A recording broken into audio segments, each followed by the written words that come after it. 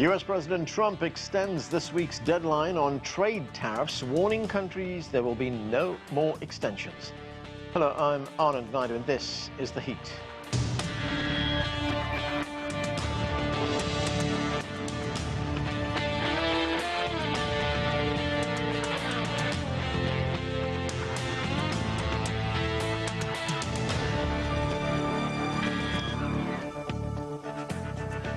The United States has now set an August 1st deadline for countries to negotiate a new trade deal or face steep reciprocal tariffs. The White House sent letters to at least 20 countries this week, including key trade partners, Japan and the Republic of Korea. Since April, the U.S. has reached a framework for trade deals with China, Vietnam and the United Kingdom. Now, U.S. President Trump is hinting at even more levies against sectors including copper, semiconductors and pharmaceuticals. We begin with this report from CGTN's John Gilmore in Washington. So we're going to be announcing pharmaceuticals, chips, and various couple of other things, big ones. Nations trying to negotiate trade deals with the United States are finding the process getting more complicated. First, there are the ever-changing deadlines and tariff rates on the so-called reciprocal tariffs, announced back on April 2nd, which Trump called Liberation Day. Then there are what are known as Section 232 investigations under the 1962 Trade Expansion Act, which allow U.S. presidents wide powers to impose tariffs if there is a perceived threat to national security. Designed to boost domestic production, usually in times of war, these investigations are run by the U.S. Commerce Department. And a flurry of current probes have either just concluded or will do so in the coming weeks. Tuesday's announcement of a potential 50% tariff on U.S. imports of copper came after an investigation on that commodity concluded. One into pharmaceutical imports is expected to be finalized by the end of this month. President Trump has threatened a tariff of up to 200% on imported drugs. The copper tariffs would hit Chile, Canada, Mexico and Peru hard. At an industry conference in April, executives were worried. Chile is the world's leading copper producer. It has been a reliable trade partner with the United States, and in addition to that, we have a trade balance that favors the United States. Chile imports more than it exports to the United States, and usually with very low tariffs. Pharmaceutical tariffs would hit India, which last year exported $13 billion worth of drug products to the U.S. The European Union, too, would feel the pain. The bloc's top export to the U.S. is pharmaceuticals, many sourced from Ireland. A trade war will affect everybody. Well, can't you imagine all those people with mortgages, their cars, hire-purchased cars? Where are they going to go? Like, I mean, to have their houses here, their work is here, and our pharmaceuticals employ so many people in Ireland, and this county and this town is booming because of the pharmaceuticals. Trade experts say the Trump administration's goal of increasing domestic manufacturing would take time, perhaps years to achieve, if it happens at all. And fears are that high tariffs could result in possible drug shortages and price hikes for patients. But the tariff rates have not yet been set, and hopes are for trade deals or at least delays, which have been a pattern during this Trump administration. John Gilmore, CGTN, Washington. For more now on the U.S. trade tariffs, let's bring in our panel. Joining us from our newsroom, Sourabh Gupta is a senior Asia-Pacific International Relations Policy Specialist with the Institute for China-America Studies. From London, we're joined by Klisman Murati. He is the founder of Pareto Economics, creator of the Global Power Index, and a professor at Helsinki Geoeconomics. Also with us from Beijing, Qiang is an assistant director at the International Monetary Institute, and right here in Washington, D.C., Otaviano Canuto is a senior fellow with the Policy Center for the New South and a former vice president of the World Bank. Thank you, everyone, for being with us. Otaviano Canuto, let me start with you, and let's start with news that broke late on Wednesday afternoon. Of course, the president issued a flurry of letters outlining his proposals for tariffs. Now, one of those letters targeted Brazil, and he is threatening Brazil with a 50% tariff. And part of the reason we hear for that high tariff rate is because of Brazil's prosecution of the former president, Jair Bolsonaro. Now, Brazil is a significant exporter to the United States. It exports petroleum products, both refined products as well as crude oil, as well as coffee, sugar, and meat as well. So how is this going to be received in Brazil? What kind of impact is it going to have? Well, inevitably a negative impact on the Brazilian production. You refer to agri-food, but there is also parts of planes. Brazil exports the Brazilian planes from Embraer are quite used here, you know, in the interior, in the shorter range trips. And there is a flow of manufactured products related to airplanes that comes from Brazil. And one of the segments of the letter today by President Trump alluded to Brazilian companies moving here to produce here rather than from there.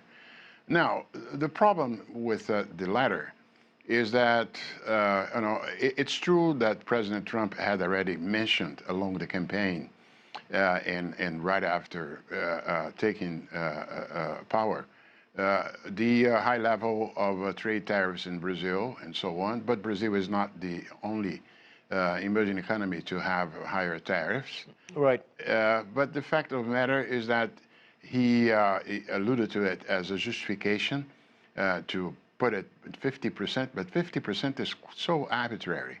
Yeah. In the sense that it's much above, let's say, look at what he did in his letters to South Asian countries and to other non-advanced economies. He returned to the tariffs of the D-Day, the Liberation Day, but the fact of the matter is that nothing close to the 50%. Yeah. And then he, you know, included those political messages in the complicated. Right, Otaviano, the president has also threatened an additional 10% on those BRICS member countries who he said align with anti-American policies.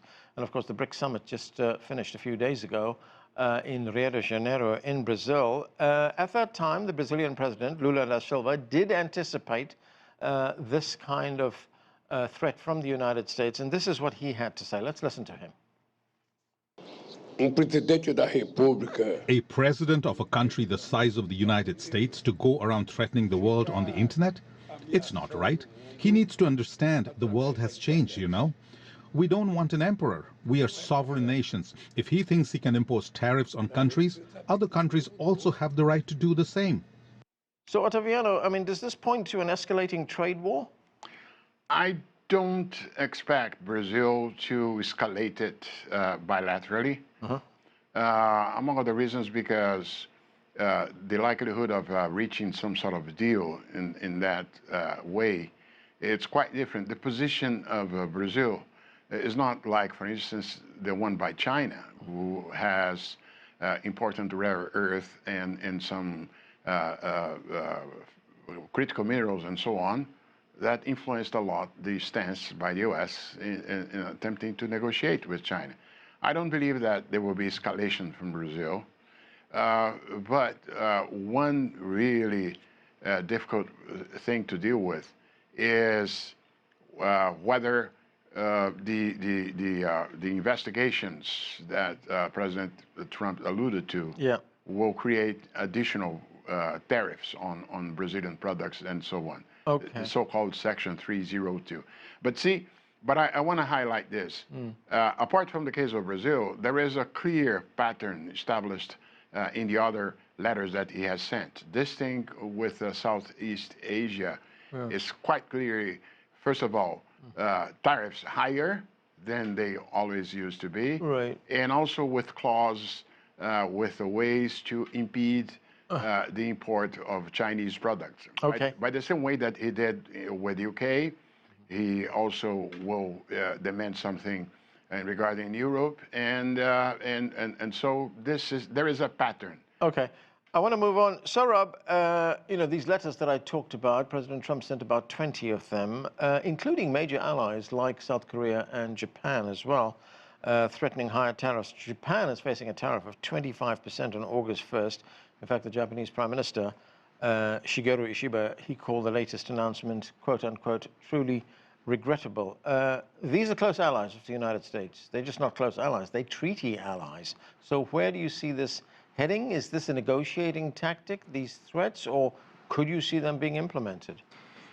No, I don't think this is a negotiating tactic, and the fact that they are treaty allies does not matter to Mr. Trump. For him, this is an economic security issue, not a national. Economic security is national security. That's what Trump says, but it is not a geopolitical issue in Trump's eyes. For him, this is purely about the size of the U.S. trade deficit, and it is about trying to repatriate, reshore what he sees are industrially vital enterprises. And Japan and South Korea make huge auto exports into the United States. You know, they have a large number of manufacturing facilities here too, but they also, last year, put the two of them together, exported almost 3 million cars to the US. So Trump has shown very clearly that he wants cars to be prepared to be built in the US. These are old school cars, gas guzzling cars. He doesn't care about EVs, but he wants those cars and he wants them to be manufactured here. And that's the reason for his tariffs, and he's taken a very rigid line on that. Other tariffs can be played around with, but the auto tariff, particularly that 25% auto tariff, is more or less written in stone. There might be a kind of a tariff quota created for a certain amount, but again, coming back to your question, whether they're treaty allies doesn't matter. It's about the trade deficit and it's about the industry concerned. Okay, let's go to Beijing to Qiang. Qiang, China and the United States have de-escalated those trade tensions between them. Beijing will ease restrictions on the export of rare earth minerals to the United States. U.S. tariffs will be at 30%, and for U.S. exports to China, it will face a 10% tariff. What kind of impact is a 30% tariff going to have on Chinese exporters? And do you see Chinese exporters and manufacturers eating up some of that cost in order to maintain market share in the United States? Well, on a very good question. Actually, we have done some investigations over the field in the past 1 or 2 months. We've been finding out that 30% of the tariff actually has been okay. Why we're saying that? We go to Yiwu, we go to Guangzhou, we go to Shenzhen, and we find out many of the exporters actually have a way to, you know, co-share their cost with their importers and with the buyers in the United States. And also there is something we call the leaking rate. What does the leaking rate mean? It means that not every containers, not every parcels has been sending to the United States has been be charged in full, because there is an investigation or inspection rate happening with the customs of the United States of America. Look, there are only 20,000 of the officers in the American Customs, so sometimes you cannot guarantee 100% inspections. So that happens. And also, we know, according to our investigations, that many exporters right now are reaching a deal with the importers back in the United States.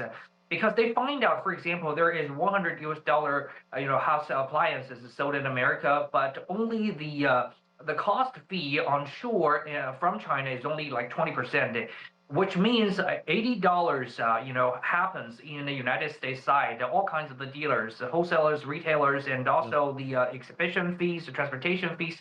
So this is actually happening to be a larger pork barrel that you can reduce the amount of money that happens in the United States. So I think they've been reaching a deal. What we have sampled in Yiwu that have been telling us that, for example, there are another 30% tariff raising happening with the current deals. Well, like $10 will happen to China side, and $20 will happen, we co-shared with American buyers. So this is the deal. And plus, times on this is what we call the leaking rate. So basically what really been increased from China's side is like $7 or $5. So it still goes okay. And also, like you just mentioned, the both side leaders have been talking to each other. Mr. Bessent and Mr. Helsinki have talked to each other. And I think quite better or improved vibe has been happening between the two sides over the rare earths of the category of the import and export. So I think they've been prepared to create a rather good atmosphere before the 3rd of the September, the Chinese celebration over the anti-fascist war, the 80th anniversary is happening, when they try to invite America's leaders to come over to China. Right. Let me get to So I think that this is going to be a good period of time. Okay, let me get to Klisman Murati. Klisman, good to see you. The British Prime Minister, Keir Starmer, he has managed to negotiate a framework deal with the United States on trade.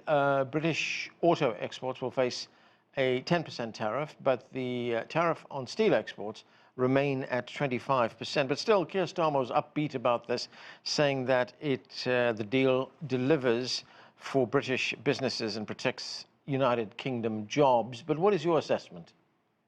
Well, look, I think Keir Starmer is going to obviously call this a success, but we still have a long way to go until we implement the meat and bones of this trade deal. When we look towards, let's say, the EU and the US, which is probably a much bigger deal when it comes down to trade, we have to understand that there are very differing priorities in what both sides want to achieve, which is why we've seen such stalls and such unsuccessful attempts at agreeing this bilateral trade deal. The first thing to see is that, number one, the EU want to maintain their trade surplus with the US. The US wants to decrease their trade deficit with the EU. Also, the EU is very much regulatory first, whereas the US wants market access, right? And thirdly, when it comes time to the trade negotiations, the US is much more likely to want to agree bilateral trade deals, whereas the EU want to work on WTO rules. And thirdly, when it comes down to manufacturing, both sides want to keep the manufacturing base and expand it. We see this, for example, in the EU Chips Act, where they want to double down on chip manufacturing, and the US wants to bring chip manufacturing over to the US. So unless either side can figure out whether they're likely or happy to submit to the other side for these issues, then we won't see any progress, I think. Okay, substantial progress between the EU and the US. Yeah, I just want to stop you there, Klisman, because the European Commission President, Ursula von der Leyen, she has been talking about the upcoming negotiations. Let's listen to some of what she had to say.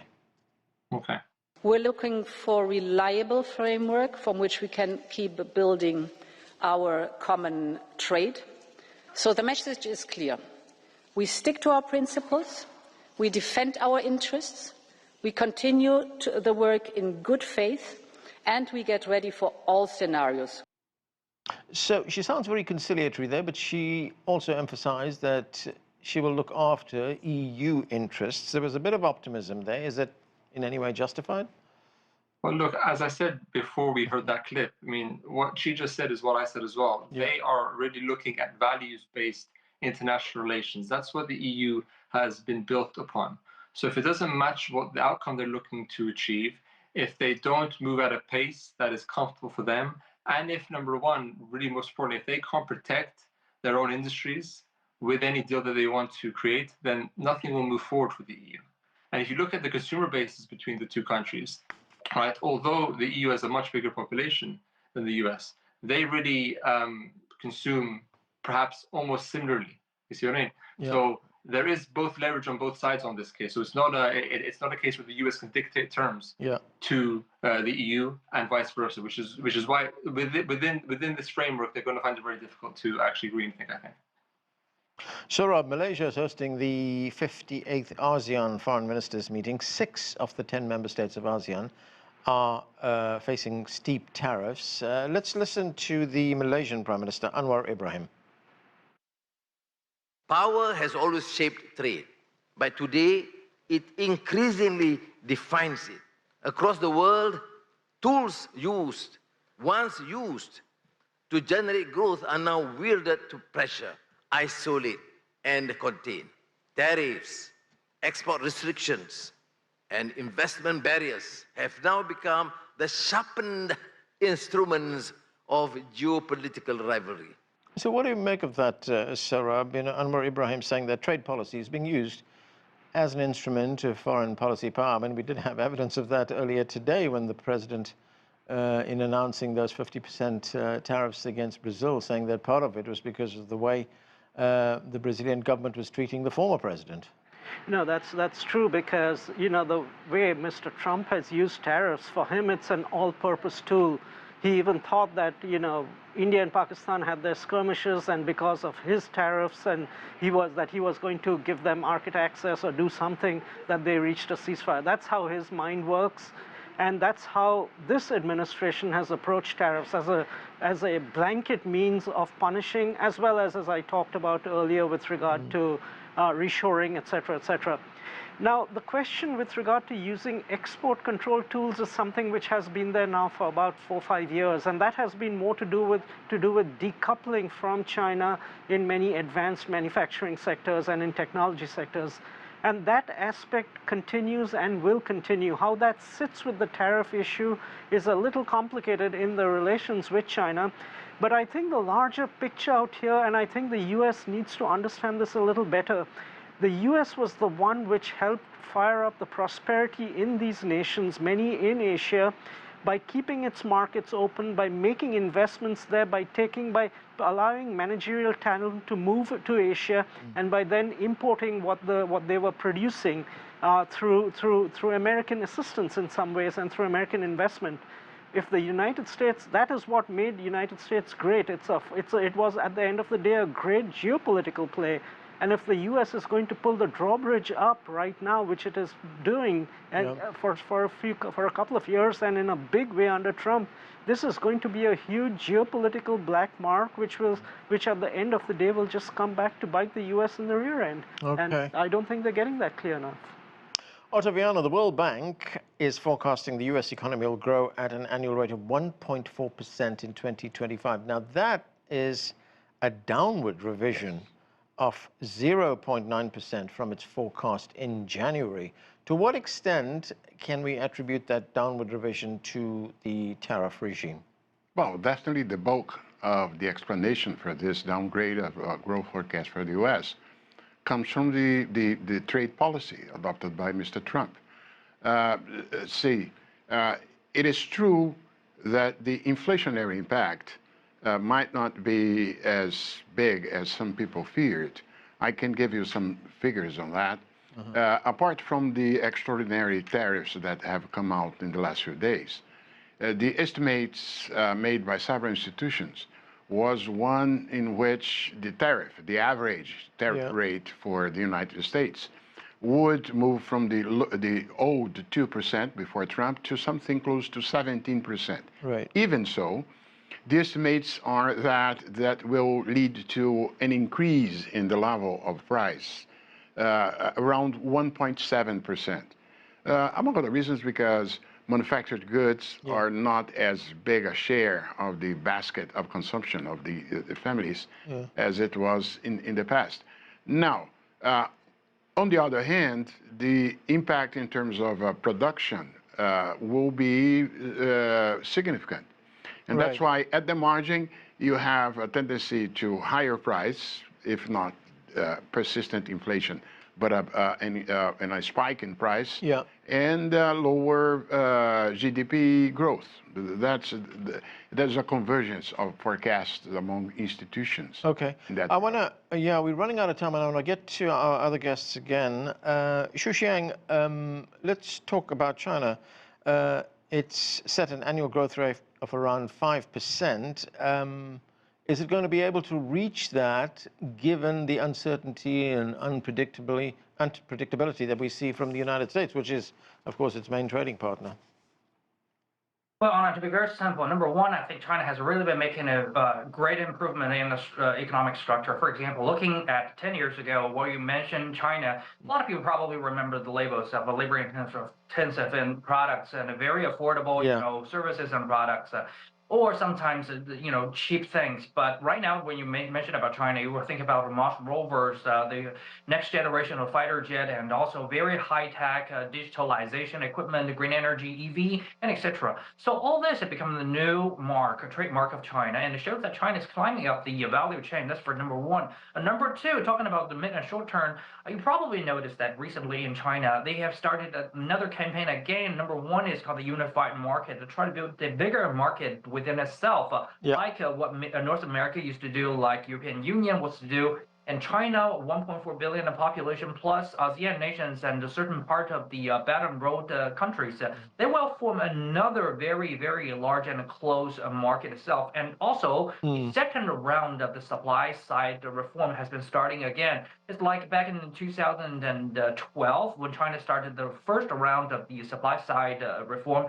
Chinese economy actually stabilized and also started to grow, and we see a double GDP growth speed back in 2017 and until 2019, until the whole process had been interrupted by the COVID. All right. So I think this time China started the second round of the supply side reform, and probably we're going to see another improvement within China on the prices, on the PPI and the CPI. Okay. So I think I want to get, I've just got a few. Even though. Okay, I'm sorry, I've just got a few minutes left. I want to get to Klisman Murati. Klisman, there's been a warning from the Bank of England. That warning came on Wednesday, warning that the unpredictability that I talked about of US tariffs, as well as the tragic situation in Gaza, Israel's assault on Palestinians there, as well as the Russia-Ukraine conflict, puts the UK economy at risk and ultimately the global economy. How do you see it? Well, these flashpoints that you mentioned have both regional, global, and bilateral impacts on the global economy. Naturally, tariffs and the macroeconomic environment is a big one. How central banks respond to this with interest rates will also have big ramifications on that. The biggest geopolitical issue that we faced in the past was the Russian war on Ukraine, although I think the impacts of that are felt less now as they were before. But really, the meat and bones of it, productivity needs to rise. The incentives for businesses to continue to operate in specific jurisdictions need to be there. And as far as the UK is concerned, they have really been pushing, I think, the wrong buttons when it comes time to economic growth and productivity in the UK, which is why we're seeing such changes in the behaviors of consumers and also businesses as a response to this lackluster approach by the UK government. Just very quickly, I've got about 20 seconds, Klisman. You say the impact of the Russia-Ukraine conflict has diminished somewhat. Why is that? Because we've just seen an escalation by Russia. Yeah, I think because businesses and investors are pricing in this risk. So unless something dramatic happens with the war, then I think what has happened in the past had big shocks to the market, be it the oil price, be it stocks, be it trade avenues. But now this has calmed down. Okay. Okay, that's where we have to leave it. Thank you to all of you for being with us. That is it for this edition of The Heat. I'm Anand Naidu in Washington.